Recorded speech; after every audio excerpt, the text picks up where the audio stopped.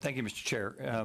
Yesterday in the House of Commons, one of our parliamentary colleagues called on the Minister of Immigration to answer a question about an intervention he made on behalf of a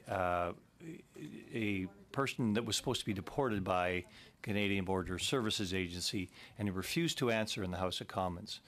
And this intervention the Minister made is an intervention on behalf of Parliament. His responsibilities are answerable to Parliament, and he would not answer in the House of Commons yesterday. It's a great affront to his role that he has to fulfill for Parliament.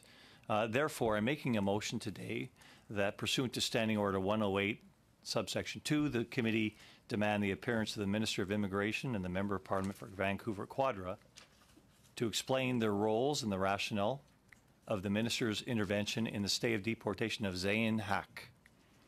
Media reports that this foreign activist, who is admitted to receiving $170,000 from a foreign entity for his illegal activities, had faced deportation due to violations of his study permit, has been arrested at least 10 times, and has been previously convicted of mischief charges. The 2023 court decision indicates that Mr. Haq has shown disdain for the rule of law and has publicly encouraged others to break the law. Court documents indicate that Mr. Haq helped organize a road closure that interfered with emergency vehicles trying to access St. Paul's Hospital. And there's further on this, Mr. Chair, that I want to go into as far as the severity of what Mr. Haq has breached the law. He knowingly and deliberately broke the law, and he did so fully aware of the consequences and the impact that his actions would have on innocent parties. This is the judgment against him by a court of law in Canada and subsequently upheld by a court of appeal. The rule of law must be obeyed unless legal jurisdiction permits otherwise. Mr. Haq's conduct in knowingly blocking traffic, annoying the public, and interfering with their lawful use and enjoyment of public roadways is aggravating. The significant number of police resources consumed by Mr. Haq's behavior is aggravating. The fact that he persisted in his behavior while knowing the consequences is aggravating, as is his willingness to involve and encourage others.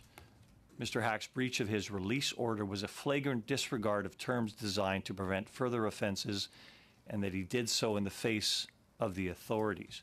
Mr. Haq has shown disdain for the rule of law, and he has publicly encouraged others to break the law while publicly celebrating his own arrest. His conduct speaks to an arrogance of ideals at the expense of the democratic process and pro-social dialogue.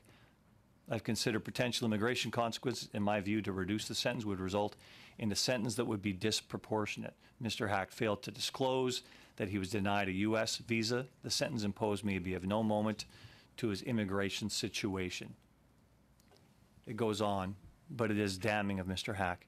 And for some reason, at the last moment, the Minister of Immigration, along with the Member of Parliament for Vancouver Quadra, intervened in CBSA's deportation of Mr. Haq.